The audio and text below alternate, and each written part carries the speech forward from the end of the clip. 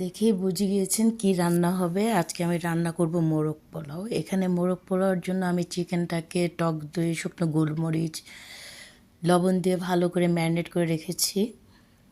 এখন আমি এটাকে প্যানে একটু তেল দিয়ে বাদামি করে ভেজে নিচ্ছি। একটু এপিট ওপিট করে ভেজে নিতে হবে, তবে বেশি ভাজা যাবে না। এখন আমি গ্রেভি তৈরি করার জন্য প্যানে তেল দিয়ে দিলাম, সেই সাথে দিয়ে দিলাম 1 কাপের মতো পেঁয়াজ। পেঁয়াজটাকে এবার আমি ভালো করে নেড়েচেড়ে একটু হালকা বাদামি করে নেব। এ পর্যায়ে দিয়ে দিচ্ছি তেজপাতা, গোলমরিচ, এলাচি, দারচিনি, লং, শুকনো মরিচের গুঁড়ো, গরম মশলার গুঁড়ো, জিরে গুঁড়ো, থাকছে আদা বাটা 1 চামচ, রসুন বাটা 1/2 চামচ, লবণ স্বাদ মতো বা চা চামচের 1 চামচ। এখন মশলাটাকে আমি ভালো করে কষিয়ে নেব। দেখতেই পাচ্ছেন এভাবে ভালো করে মিশিয়ে কষিয়ে নিতে হবে। তেলের মধ্যে মশলা কষানো হয়ে গেলে এখানে এবার একটু পানি দিয়ে আবার কষিয়ে নিতে হবে। দিয়ে দিচ্ছি 1/2 কাপের মতো পানি। এখন আমি মশলাটাকে ভালো করে নেড়েচেড়ে দেব। মশলাটা কষানো হয়ে গিয়েছে, দেখতেই পাচ্ছেন মশলার উপরে তেল চলে এসেছে, তার মানে কষানো হয়ে গিয়েছে। এখন ভেজে রাখা চিকেনগুলোকে দিয়ে দিচ্ছি।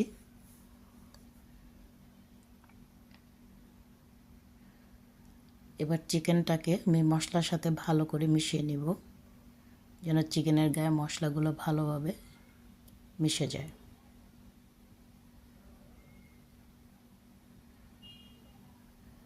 একটু উল্টে পাল্টিয়ে মশলাটাকে মিশিয়ে দিতে হবে। এভাবে মিশানো হয়ে গেলে আমি এটাকে 5 মিনিট ঢাকনা দিয়ে রান্না করব।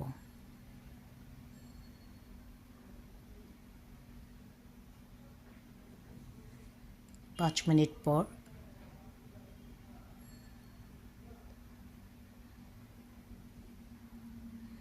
দিয়ে দিচ্ছি 1 টেবিল চামচের মতো ঘি।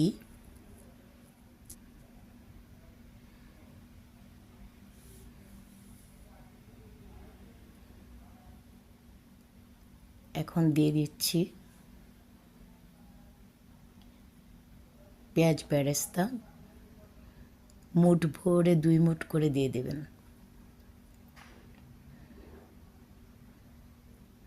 আসলে পেঁয়াজ বেরেস্তা খাবারকে অনেক সুস্বাদু করে তোলে। এখন দিয়ে দিচ্ছি কাজু বাদাম, পেস্তা বাদাম বাটা, এটাকেও আমি মিশিয়ে দেব।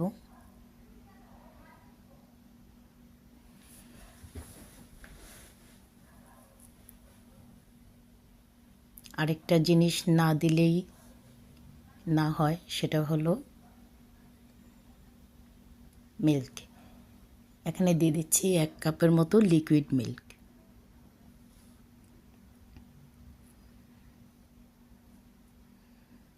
এখন এটাকে আমি একটু নেড়েচেড়ে দিলাম ভালো করে। আবারও 5 মিনিটের মতো ঢাকনা দিয়ে রান্না করে নেব।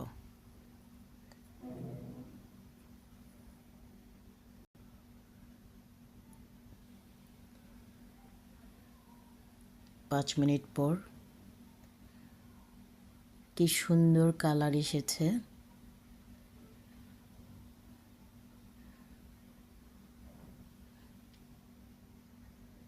কয়েকটা কাঁচামরিচ দিয়ে দিয়েছি।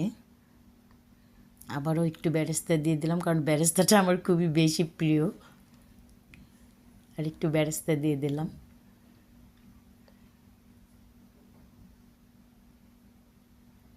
আবার 3 মিনিটের মতো রান্না করে হয়ে গেল আমাদের মোরগ পোলাওর চিকেন। এখন একটা পাত্রে আমি পোলাওর জন্য 1 টেবিল চামচ তেল দিলাম, 1 মুঠ পেঁয়াজ দিলাম, পেঁয়াজটা বাদামি করে আমি চালটাকে ভেজে নিচ্ছি। এখানে আসলে আমি 2 কাপ চাল নিয়েছি বা 2 পট চাল নিয়েছি। চালের দ্বিগুণ পানি দিতে হয়। আমরা সাধারণত সবাই পোলাও তৈরি করতে পারি, এটা নিয়ে আর বেশি কিছু বললাম না। আমার পোলাও হয়ে গিয়েছে। এখন আমি চিকেন যেটা তৈরি করেছি সেটাকে পোলাওর মাঝখান থেকে সরিয়ে পোলাও মাঝখানে বসিয়ে দিচ্ছি।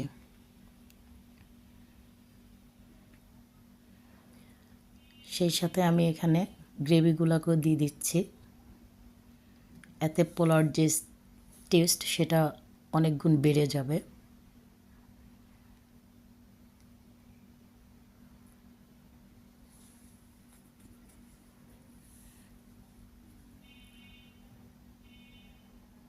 এখন চারদিক থেকে পোলাওগুলোকে আমি চিকেনের উপরে দিয়ে ঢেকে রান্না করব বা দমে দিব 10 মিনিটের মতো।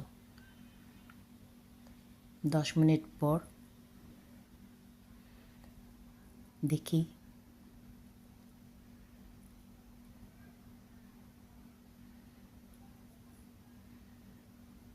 10 মিনিট পর হয়ে গেল আমাদের সুস্বাদু মোরগ পোলাও।